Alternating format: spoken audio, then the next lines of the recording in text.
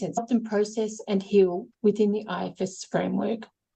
She'll explore the role of the visual field in memory and how it can be used to externalise and map parts in a powerful and engaging way. Sarah, welcome and thank you for being part of our summit today. Hi, Carmen. Thank you. Hello, everyone. Welcome to Sydney from wherever you're from. I'm really happy to be here and to be able to share with you some of what I believe to be a really helpful way in working with neurodivergent and highly sensitive clients.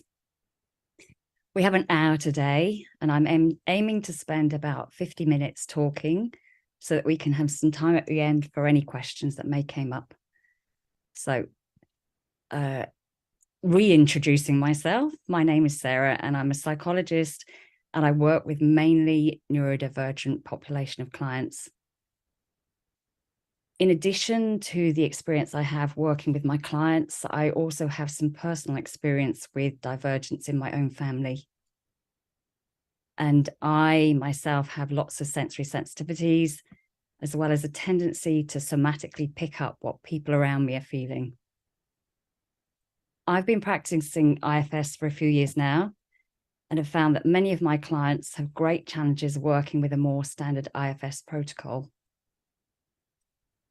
Some can find it very difficult to identify parts or feel anything at all, whilst other clients quickly become very blended with parts as they're flooded by their different thoughts and feelings. Because of this complexity, I've developed a way to work with this population that is grounded in IFS principles of multiplicity in parts and a central self-state. In Martha Sweezy's recent book, she talks quite a lot about parts that might need some extra help.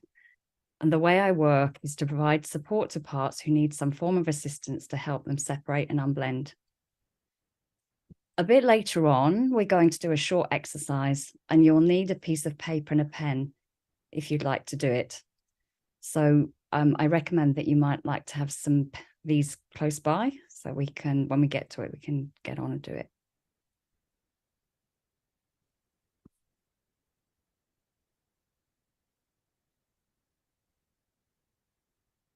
So, vision and memory. The first slide here gives you an idea of how I work. As perhaps some of you do already, I use images, but this is a more involved process rather than just externalizing parts to pictures. So, as was mentioned, Carmen mentioned, I'm trained in a number of different modalities, including IFS and Brainspotting and EMDR, and these form the foundation of my approach. You can see here that there are pictures of parts, which is clearly IFS. But what's key is that the pictures are placed in very specific positions, which is an idea developed from Brainspotting. Brainspotting was created by David Grand, who was originally a lead trainer in EMDR. And he noticed through his work that where you look affects how you feel. In the standard Brainspotting techniques, therapists make use of a pointer for people to hold their gaze on a particular visual spot, which is known as the brain spot. And this is where the processing takes place. In a training by Mark Grigsby, who's a clinical psychologist from the UK, I was introduced to the idea of using a picture instead of the pointer. This was a key discovery for me, as it seemed to introduce a really meaningful element to the brain spotting processing. But rather than using one or at most two brain spots, as Mark uses, I've expanded on this and begun to use multiple images. Following some experimentation, I've landed on the way that I now work. I've recently done some research on vision and memory, and I found that there's some new studies that focus on how vision influences the way we organize our memory. This is a different approach to brain spotting theory, which focuses on staying subcortical in order to make changes on the brain spots. It's becoming evident that how we take in information from the visual field is influenced by how we move our eyes and that this helps us to memorize what's there. So I think of my technique as a way to use the visual field to help reorganize our memory. I use pictures from lots of different sources in order to help people connect with parts and to map out their internal system. We then use these images to help support processing through the internal family systems techniques. I use images from a variety of different sources. I started out with innovative resources, cards, and they have a number of different packs, and some of you may already be familiar with St. Luke's Teddies. I also use interactive cards, which are the classic IFS cards, and many of you may have these already. Sometimes I'll draw images for people, and I've recently begun to add some of my own photographs into my collection. Some clients will even create their own images. And this week I had someone who wanted to be able to do more of her own work at home. So we spent a session creating her own set of cards to take away and use. Actually, this adds a new element to the process as the client can connect even more deeply with the part as they create their own image.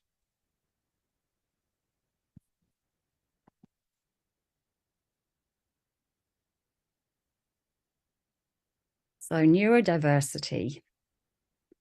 This is what I'd like to think about next. I have a particular way that I approach this topic with a client that I feel may have neurodivergence presenting with them, or maybe in their family. I don't want to start diagnosing and announcing the possibility of autism because it can put people off. Unfortunately, the traditional view of autism can be very stigmatizing. And I want to stay flexible in the conversation and not bring in preconceived ideas about what autism is and have people shut the idea down. So I introduce my way of conceptualizing neurodiversity and neurodivergence, which is through a marble metaphor. I created the marble metaphor from the idea of dropping marbles above a table. I theorized that you should get a grouping in the middle and then a spreading out, a lot like neurodiversity. I wanted to be able to emphasize the uniqueness in everyone and the need for this in the human race as a whole, that we didn't get where we are today by being the same. I actually spent a happy Sunday morning testing out my theory of dropping marbles onto a friend's pool table. And this image is one of many that I ended up taking. And I'm going to be putting a video of them actually dropping on my website. I refer to the center of the spread as middle marbles, and that some people have nervous systems and brains that are more average or middling. Next, I focus on the spread, and this is where we see diversity of people and the greatest differences in nervous systems. I find this is very helpful when I'm thinking about autism, which is traditionally spoken of as a linear construct of a spectrum from low to high functioning. The marble metaphor highlights diversity within both the general population and the neurodivergent population. And as part of the metaphor, I often refer to differences in brain styles.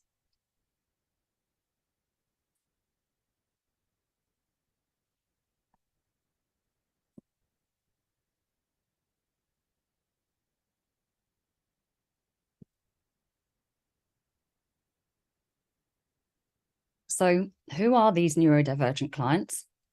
And why is it necessary to be informed and adaptive in your practice?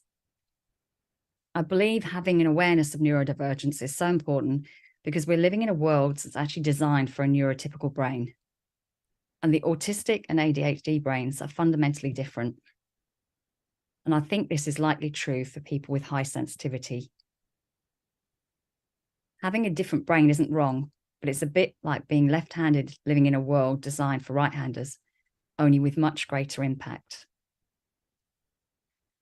The consequence of these neurological differences is that the neurodivergent brain processes information in a different way. And this is going to impact how we're able to effectively support these clients. Apologies to everyone here today because I've slightly changed my slides. I recently bought a new computer program that makes diagrams, and last weekend I had the idea to make this one here. I find it really helpful because for me, it encapsulates the idea of how these internal differences flow through to cause significant external impacts. Advances in neuroimaging are showing differences within the autistic brain. There's not a lot here, but as in, I'm not going to give you an awful lot of detail, but these include sizes of brain structures, such as the amygdala and the hippocampus and the cerebellum, and differences in connections and pathways within and between brain regions, and differences in neural timescale. That's the time taken for neural information to be received and decoded, basically processing. There is some disagreement with different studies, but it's my suspicion that this is because there are different patterns of differences. However, what's really relevant is these differences have causal influence on the way neurodivergent brains experience, interpret, and interact with the world. It's now widely agreed that autism is multiply determined with no single cause, host of different genes involved, and it's very genetic. For those of you who want more, a great short but more detailed summary is provided by Reframing Autism on their website. I think it's also relevant here for us to think about prevalence for us in this world of mental health. Steve Silberman has written a great book called Neurotribes. In it somewhere is this little phrase which has really stuck in my mind. When you know what you're looking for, you will see autism everywhere. And I found the more I become aware of neurodivergent profiles, the more I'm seeing the traits and how these show up in family patterns. In fact, the prevalence of autism is far, far greater than previously believed, and the numbers just keep climbing. Donna Henderson has written a couple of brilliant books that came out this year, both titled, Is This Autism? One is more description and one is more about diagnosing. She draws attention to the steady increase across the last 4 decades. And just from the year 2000, when it was, we were diagnosing 1 in 150 people with autism. A few years ago, it was 1 in 54. And this year, it's 1 in 36. It's 1 in 36 people. Donna also reports on recent research showing that the prevalence of autism in the clinical population is roughly 1 in 5. And in those who've died by suicide, it's actually 2 in every 5. Some very recent research published this year in the UK finds that 9 out of 10 adults with autism over the age of 50 may be undiagnosed. In mental health care settings, we really need to promote awareness of autism and challenges that come with being autistic.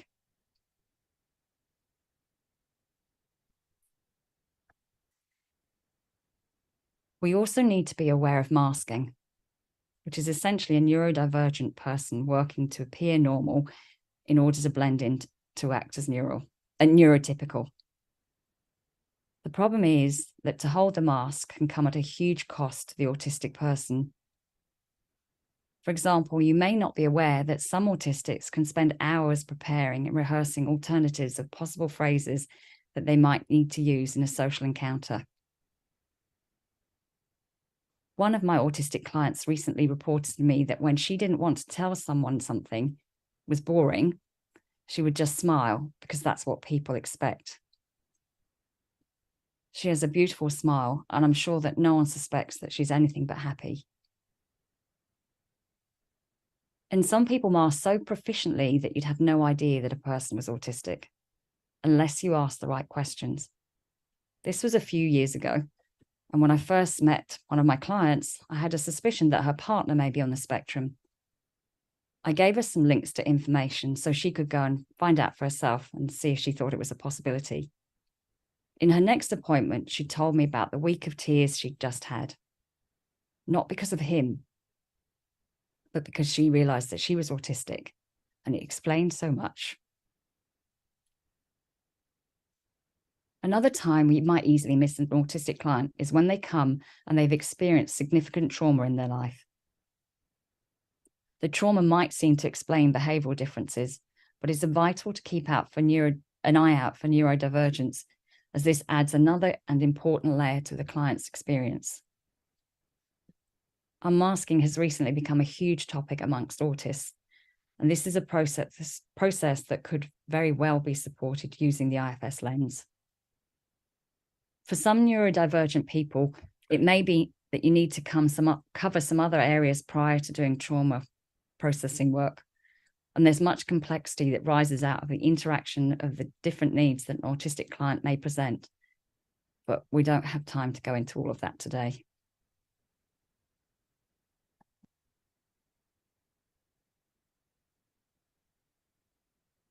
Moving now towards the therapy process. One of our most useful questions in IFS is, how do you feel towards? Which helps us to understand what parts are activated in the internal system of our clients. We are aware that we have different feelings, so it seems that this question would be quite straightforward. However, it's essential to understand that people have very differing experiences of how feelings actually feel.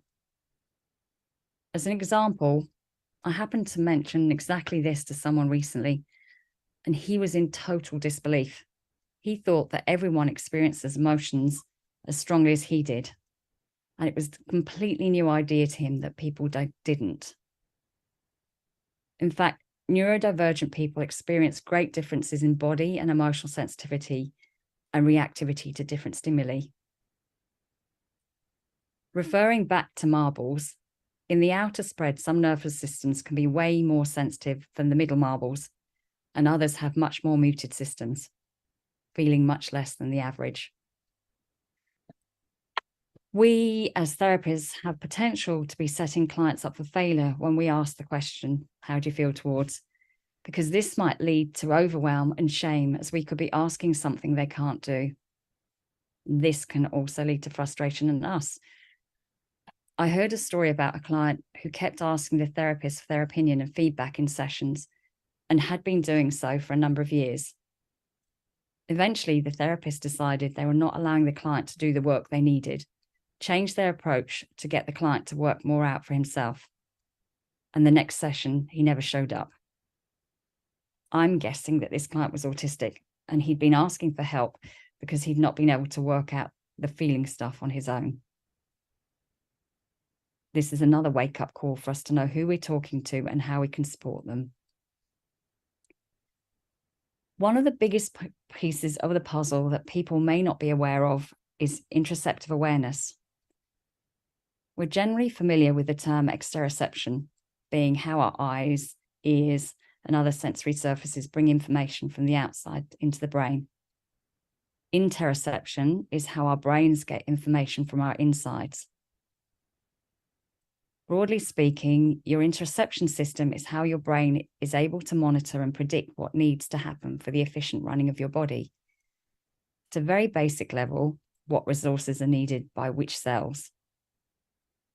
Internally, information is constantly being sent to your brain from all parts of your body, most of which we're completely unaware of, which is a good thing, because if we were, it'd be so incredibly noisy, there'd be no room to pay attention to anything else. However, it's important that we have some awareness of these signals so that we can know what we need and guide the appropriate actions, such as when we need food or drink, and for feelings of pleasure or displeasure, low or high activation, which is what we call affect. So interoceptive awareness is the perception of what's happening in your body. The ability to notice and make sense of internal signals varies greatly between individuals. As our experience and ability to decipher our emotions is bound up with our interoceptive awareness, it then becomes clear that some people are going to find it much harder to distinguish what they're feeling. The more adept someone is at accurately detecting their body signals, the more they're going to be able to use strategies to help them when they do begin to feel stressed, or to make nuanced interpretations of emotions, such as having a gut sense of knowing what to do. And in contrast to this experience, some people may not be able to feel certain body signals at all, or only when they're very intense. Within the research field, there is growing awareness of the central role that our interoceptive awareness has to play in mental health, and even in our very sense of self. And research is also showing it's possible to increase our sensitivity in what we're feeling. A number of years ago, before I knew about this, I did about 6 weeks of a nightly body scan meditation. I ended up having to stop because I began to feel way too much of everything.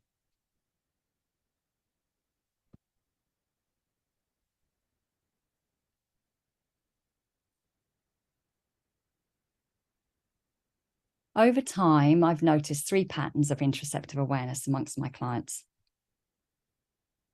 There's actually a 4th, but that doesn't really happen with my clients. Some of my neurodivergent clients are super feelers and can have so much going on inside. And because of this, it can be difficult for them to differentiate what they're feeling. With some of these people, I don't ask how they are. They can find it distressing not to be able to answer. And others will give me a socially expected fine, which I know is telling me absolutely nothing. Other neurodivergent systems are muted, and in contrast, don't feel the emotions until they're highly activated and intense. Clearly, these people are going to find it hard to distinguish what they're feeling. One client I work with said he liked to experience his emotions really strongly because he didn't feel them until they were extreme. So he'd like to be really happy, really excited, and really angry. Unfortunately, his intense anger was particularly difficult because all the other members in his family are highly sensitive. And this is part of an additional pattern that I see, which is that in families with neurodivergence, it's not unusual for there to be a mixture of super and muted feelers. This can be problematic as it often coincides with a difference in communication style. Again, we don't have time to talk about this today, but I do want to point it out as this is a huge consideration, as with different communication styles, there is often misattunement and relational trauma. These muted feelers may go through what one might generally expect to be a traumatizing experience. And they might actually not be particularly bothered by it. One client's sister reported that she stayed with her ex-partner way too long because although she knew he was being abusive, she couldn't feel it. And there's a third pattern, which I notice quite a lot, probably because it's my system. I feel things at a very low and very high intensity, but between the two extremes, I tend to feel very little. I created this image where I've drawn a foggy cloud over a 0 to 10 intensity feeling scale. My system doesn't like to feel things, and even at low levels of activation, I can feel too much. Sometimes my emotions will burst through. Last year, a beautiful, huge gum tree had to be cut down in our garden. The day the council came and started to cut it up, I was so upset. My daughter thought that something dreadful had happened to one of my parents.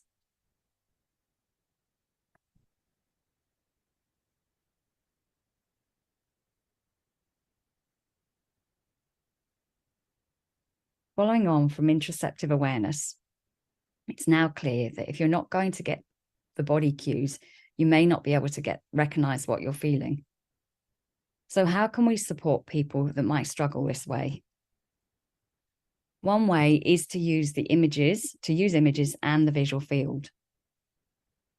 Being able to access a visual representation of emotional state can be very helpful. This can clarify feelings without needing words.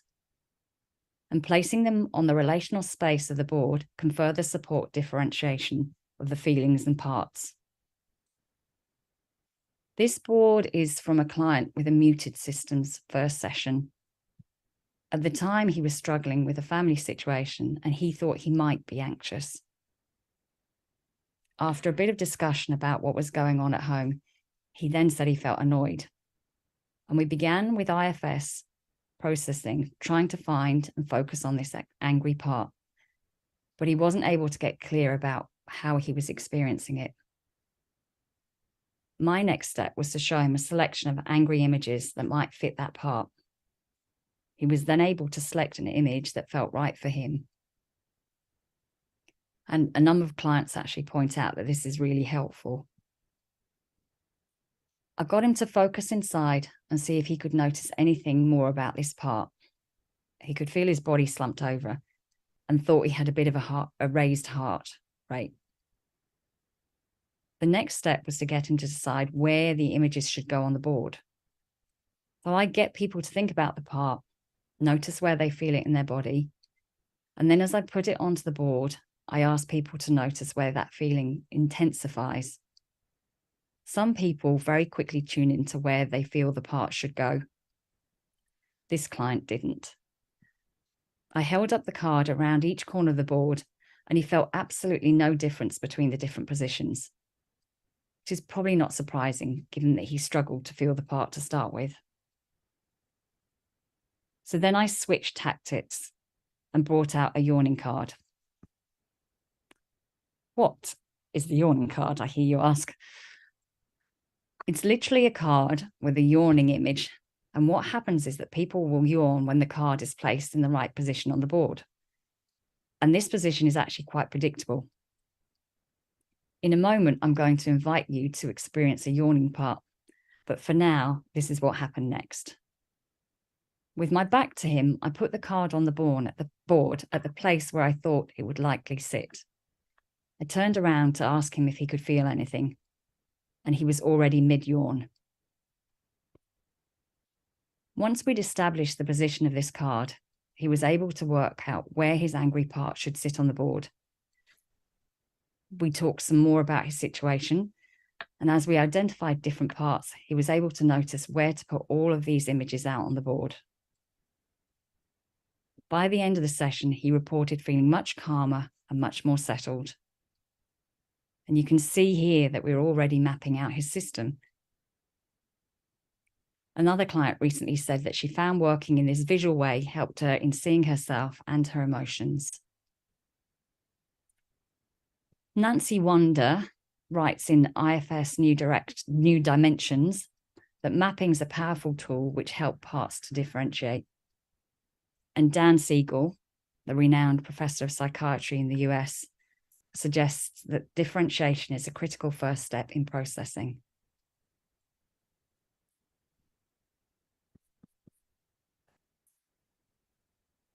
So back to the yawning part. I thought here we could have a little bit of an experiential and try it out.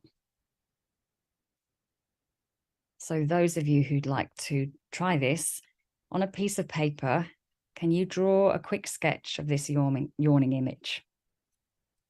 It can be very simple, just with the big round mouth and the little eyes.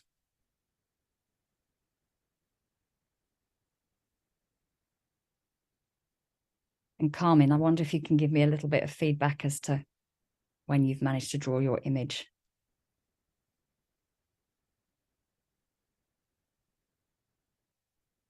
So picking up the paper. I have drawn my image. Sorry, I was muted. No, it's great. So picking up the paper with your dominant hand and extending your arm fully and holding the image just out just below eye height. You're now going to move the picture to about 45 degrees in the direction of your dominant hand. So that's left or right and horizontally out from your midline. You may need to move it around a little from this point, but see if you can find where it makes you want to yawn. I have a confession to make. As soon as you mentioned this exercise, I yawned twice.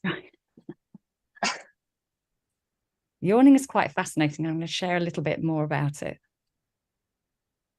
So when I did this, yeah, there we go. If you haven't yawned, can you notice how it feels inside?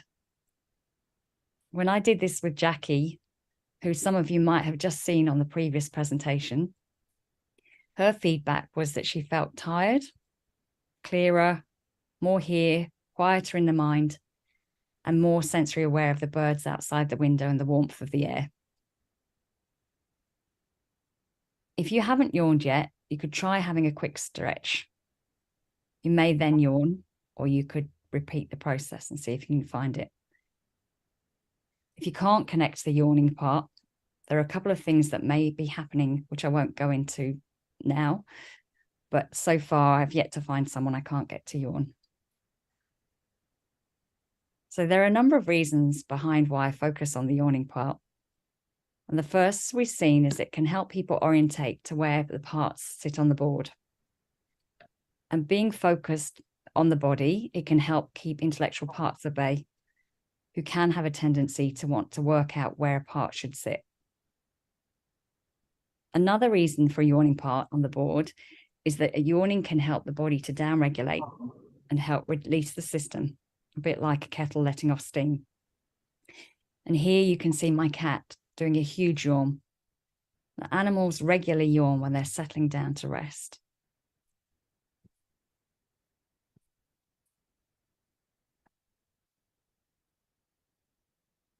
Looking into research on yawning, it turns out that yawning is an incredibly old movement pattern, and it's seen in all vertebrates.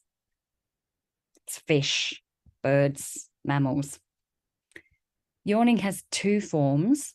It's got a spontaneous non-social yawning and social yawns, which are contagious yawns. And in contrast to the popular belief that yawning functions to bring oxygen into the brain, it's found that it doesn't. And it's hypothesized that actually it facilitates state change because yawns might function to cool the brain. They've actually found that it cools the brain. And this in turn can improve the alertness and mental efficiency of the yawner. Perhaps not surprisingly, non-social yawning has been found amongst other factors to be related to stress. And my theory is that this is because nature knows that's a good way to downregulate the nervous system. This is one of the areas where I'm sensitive to other people. I pick up their stress and it makes me yawn, so I can release it. My daughter recently wanted me to proofread her thesis. She was wanting to hand it in, so you can imagine how she was feeling. I couldn't stop yawning, and I had to ask her to move away so that I could actually read her paper. I've found that the yawning part is extremely helpful when clients begin to blend with more reactive parts. I'll keep moving people back to the yawning spot to reground them and help them anchor to the now and to more into a state of self. If someone can't yawn, it's likely a part's blocking the process of downregulating. This might be a protector part that's sensing some threat and that it's not safe to relax. So this is actually also a great parts detecting process. Yawning can be helpful for a client to relax, but it can also be enough of itself to enable processing of triggers. I've worked with a number of young clients where yawning can be enough to change their anxiety to particular stressors. After initial connection with the yawning part, they can quickly work out where the images should sit and then will yawn as each part is placed out. Often they start out sitting rigidly, and 60 minutes later, they can be fully relaxed in the chair and yawning like a trooper. I believe that yawning could be a new element for therapy. Many people notice they yawn, but I don't know if connections have been made that yawning can be so helpful.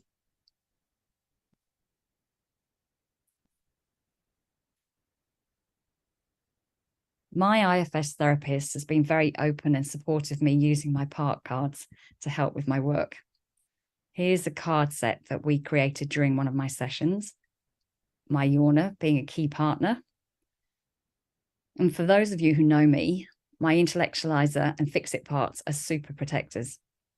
And on this day, they were looking for more work-life balance. I don't know if you can see, there's an image there with the tightrope walker.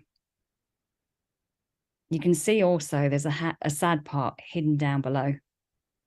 I was actually able to go to this part and work with it without my protectors needing to take over.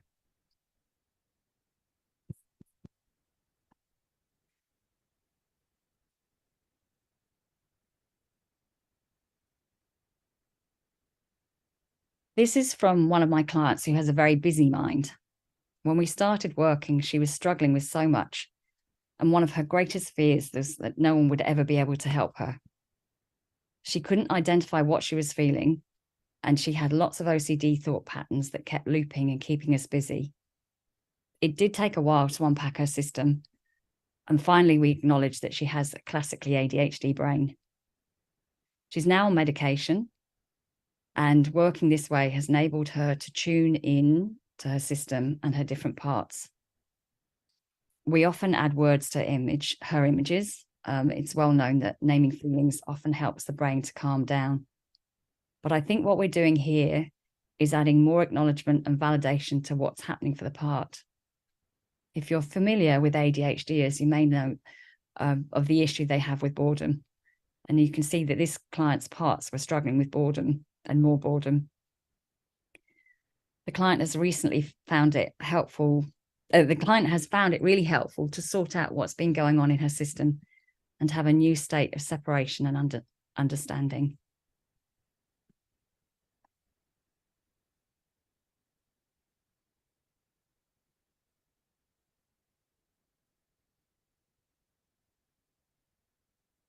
On to sensitive clients who feel too much.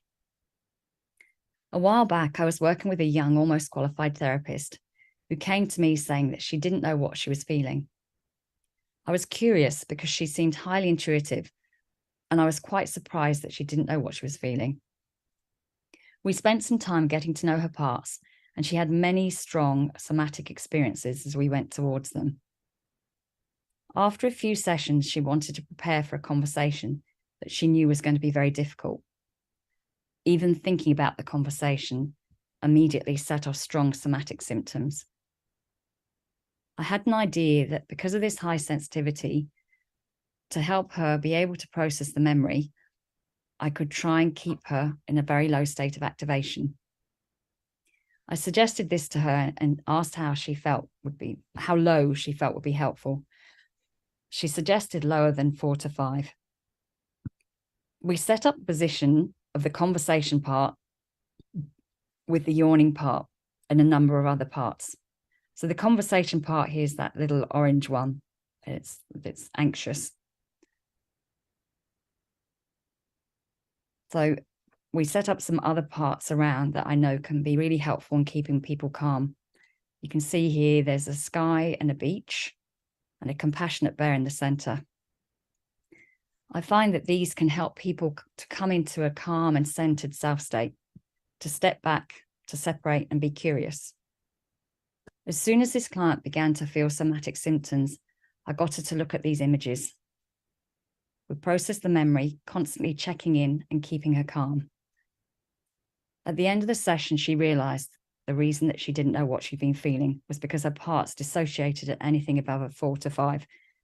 And with her permission and to her expressed delight, I've named this effect after her. This was also a huge turning point for me in my therapy. By keeping my reactivity below a 2 to 3, I've been better able to work with my system and get beyond some of my managers.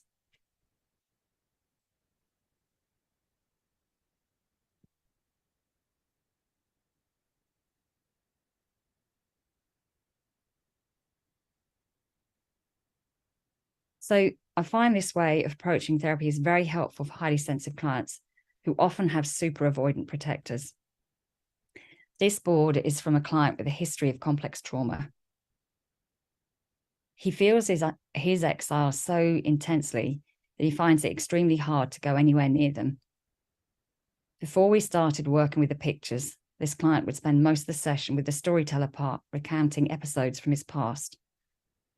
Then over the following week, he'd get caught up in the images and memories that were stirred up in the session. And then, of course, what began to happen was that he didn't want to talk about anything from his past. Although he was able to connect with a number of his parts, and being able to notice and name them had changed his relationship with them, for a long time he wasn't seeing much change in his day-to-day experience of life. This way of processing makes it easy to titrate work to a tolerable level of activation and arousal. On this board, the picture you can see on the right there to provide lots of support. These are meaningful images to this client and were placed in positions that made him feel good. And I think what we're doing here is activating more positively nuanced brain networks, a bit like EMDR, where they prime the client to connect with a positive cognition before processing. As well as adding in many supports, you can see here the exiled part is peeking out from behind the door. This is actually from the end of the session, as to start with, we couldn't even put the door on the board. It meant that we could keep his emotional experience super low. And as a consequence of working in this way, he's gradually noticing changes in how he's experiencing the world. Overall, I found that because of this way of working can be so supportive of sensitive systems, I'm seeing a lot of profound change in many of my clients.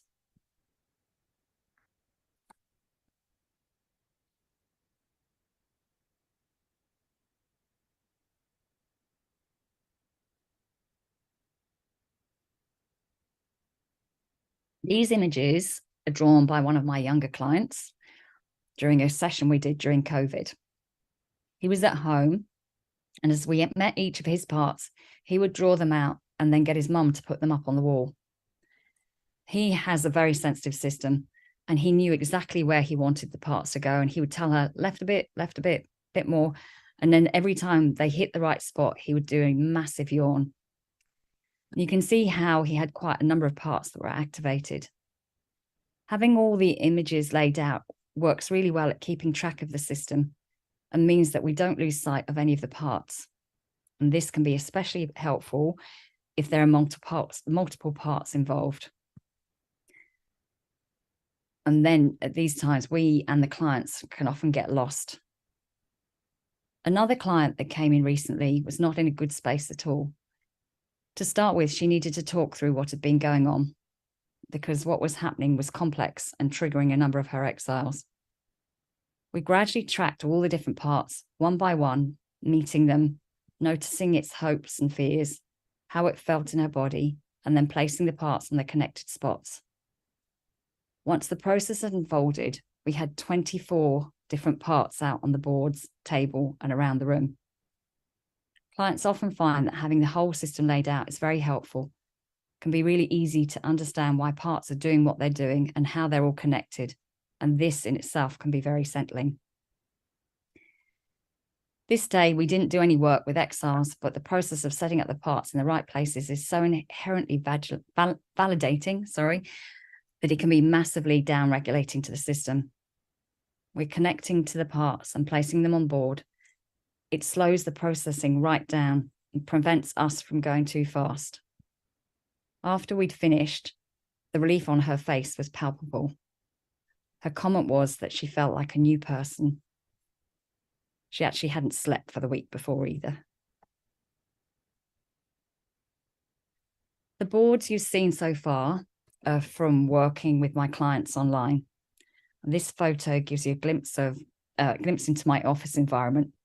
I work at home out on my veranda. You can see here I've got 2 outdoor screens, which are brilliant. We set up the images on the board and table like this. I have card stands, and I've actually started using bottles because they're really great, because then I use lots of blue tack to stick the images to wherever the client wants to put them. I don't know if you can see in the bottom left-hand corner, there's a little card. That's an exile. I found that when clients connect to these visual points, they can often become very activated. So I've begun to use my process to assist clients to access and stay in a calm self state in order to help them be present to their vulnerable parts. This creates enough distance and safety so that protectors are able to relax back. And what we do here is not stay on the exile spot, but move back to the central images that I've found can support access to self. Then from here, clients can drop over and back, all the time with love and compassion as self. With this titration, the exile no longer overwhelms and floods the system, as parts can stay connected with self, and then the traditional IFS healing steps can be followed. Processing this way means you can work with traumatic material with relatively little emotional distress, and often avoiding parts will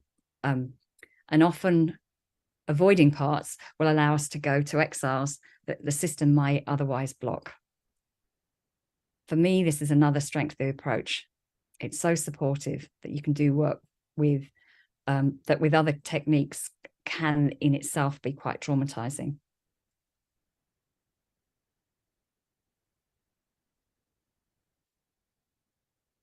So in summary, the process that I've described today can help neurodivergent and highly sensitive clients to attune to their parts through images and connections to the visual field. This process helps neurodivergent people to access and sort out and understand their emotions and the nuances of their parts. Being aware of autism, masking, and complexity of a client's needs can influence our practice to support our clients in the way that they need. Interoceptive awareness is key, and being aware of these patterns can help us understand different systems and increase our awareness of how we might need to provide more support in the IFS process. So hopefully I've been able to highlight our need to be responsive to different nervous systems and introduced you to a new way of working with neurodivergent and highly sensitive people.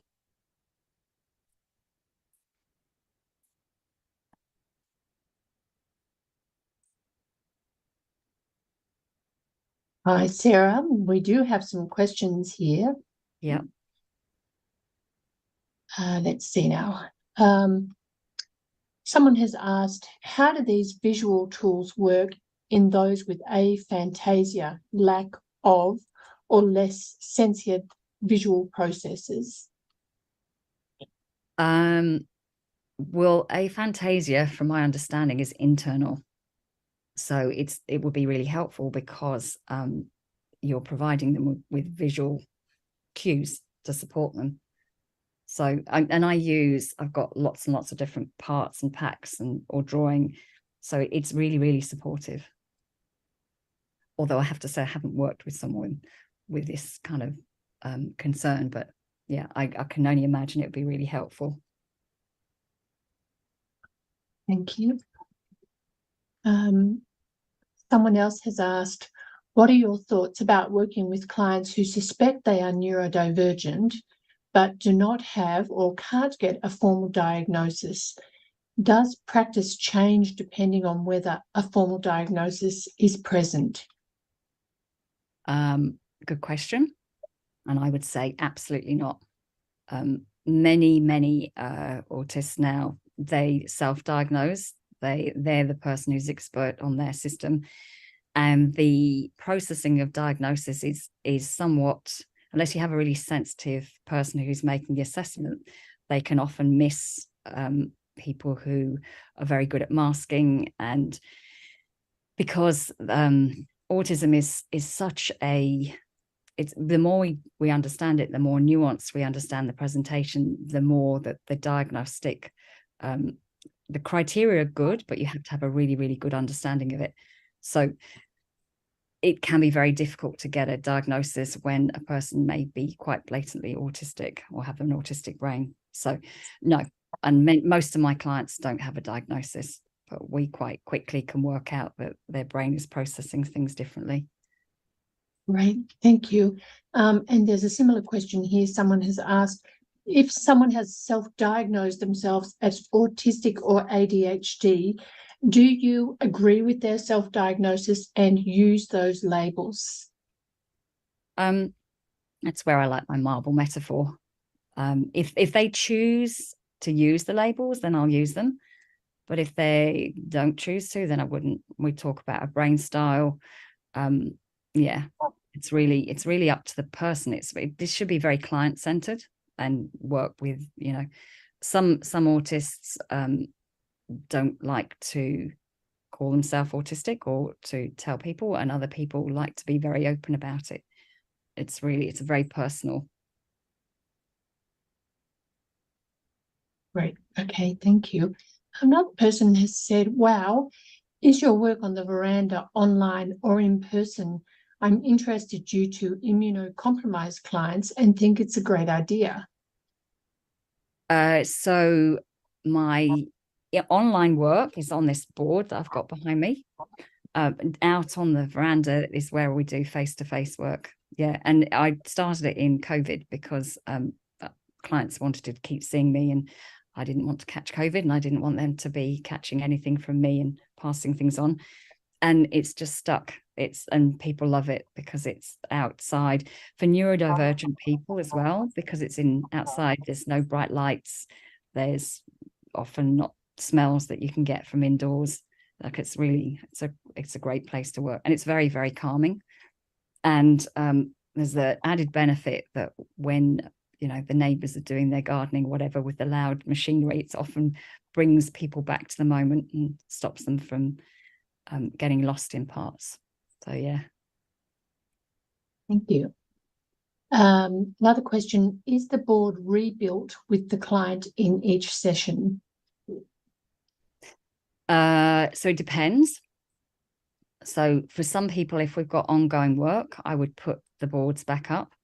But quite often the board will change slightly depending on what's happened over the period of time since I've last seen them.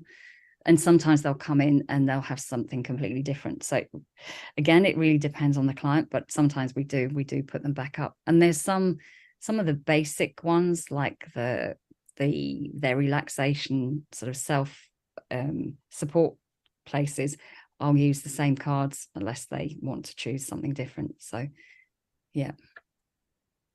And there's another board question here. If a client doesn't want to use the board or the cards, how does that affect the way you work with them? So I work more traditionally with IFS protocols. And actually some people will start with the board, and then as they progress, they'll not want the board because they've got much better sense of their system. So it can be really supportive of moving towards a more traditional approach. And I have another board question. People are fascinated by your board. Is the board a whiteboard, and what dimensions? So how big is your board? And is it a whiteboard that you write on? Yes, so this board here is a whiteboard. It's a new one, but I bought it. So how big is it? It is a 90 by 120 board, and it's sitting on a trolley that I've made myself with aluminium strips of aluminium from Bunnings. And yeah, I had a smaller one before, but yeah, it doesn't really matter. And it's just actually, this is a posh one. This is a ceramic coated whiteboard now, because as I got more and more use out of it, I decided to upgrade. And someone's asked, how do online clients choose the cards? So what I will do is depending, I've got a card holder that holds a few cards at the same time. I'll kind of pick out a group of them, and other times I'm kind of balanced as I hold 4 or 5 up at a time. So I give them options, but I, obviously not the entire box of parts. But to that one, I would just add, so I often kind of have a bit of a sense of what might be good, but if it's completely off the mark, they'll tell me and I'll look for more. Okay. And sticking with the card questions, someone has asked, are there particular cards you would recommend? So the innovative resources have got some great ones, and a lot of my clients really like the teddies because it really just helps them connect in, and the teddies have got some great expressions. We don't as often use the interactive ones. I think they're a bit too confined to ideas. And there's not so many of the teddies on these boards because I had to reconstruct them because I could only put a maximum of 4 of any card type on the boards. So there's a lot of people would have many more teddy pictures up there. So there's teddies. There's also the ones where the bear was relaxing back. That's really really cool because it's their body symptoms. And so when people feel a particular sense in the body, we couldn't just go with the body symptom. So I'd say they were my most used ones. But I have multiple packs. I just got everything that I could. Someone has asked, I have a client who has autism and he believes that only another person with autism can understand and provide accurate information and help. Have you encountered this? Do you know of a counsellor or clinician who has autism and works with autistic adults? I do happen to know of an adult autistic clinician who's just, yes, I met recently. It's a preference thing. If that's what he believes, then that's probably a good way to go, because I think an autistic person has a much more nuanced understanding of another autistic brain, although autistic brains are all very different. I think I've got quite an understanding of an autistic brain because I've lived with members of my family with autism, and I've learnt to. Tony Attwood used to talk about autism speak, but I don't know if I quite like that phrase, but I think I can tune into an autistic brain and notice that it's processing information differently. And there's a huge piece within language where language is a huge emotional component, and many autistic people can struggle with the social emotional component of language, and to a point where, yes, you can have quite interesting conversations where yeah, and there's some great research now, which is actually I can't remember who did it, but they did a study of groups of three groups of 8 people, and one group was autistic, one group was neurotypical, and one was a mixed alternating group. And they gave the first person information and they passed it through, and they watched how the information was maintained. And they found that the autistic group had no problems keeping the information. They found that the neurotypical groups had no difficulty maintaining the information, but they found that the people who were in the mixed group, the information dropped very, very quickly as it was passed from the neurotypical to a neurodivergent person. So it's not really that the brain style itself is problematic, but it's just that autistic people can communicate very differently. Thank you. Someone else, we've just got a few more and then we're just about out of time. Is there anything you recommend for people who don't yawn that they can help to do to release this? Yes, and it's about finding the parts that are blocking it. So that's why it's a parts detector. So if they're not yawning, the chances are there's some part that's not allowing them to relax. Yeah. So as I say, although my daughter did, I was saying to her the other day about not having anyone that I've not been able to make yawn. And she said, Mum, you can't make me yawn. So. Oh, and you can't? I haven't really tried because she's not really, yeah. But she makes me yawn a lot. Someone else has asked, do you measure changes? And if so, how? Do you use self-reports? Measuring changes it's really evident. I do the DAS, but that's really for GPs.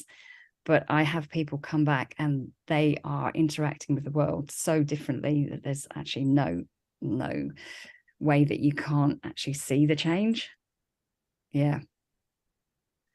They find, I worked with an ADHD client recently, and very ADHD, but he decided that when he wanted a diagnosis so he could get medication, we worked on a few of the parts that came up for him. And after about 6 sessions, he said, Sarah, I don't want medication. I don't need it. I can get everything I need done now. So yeah, you just see it.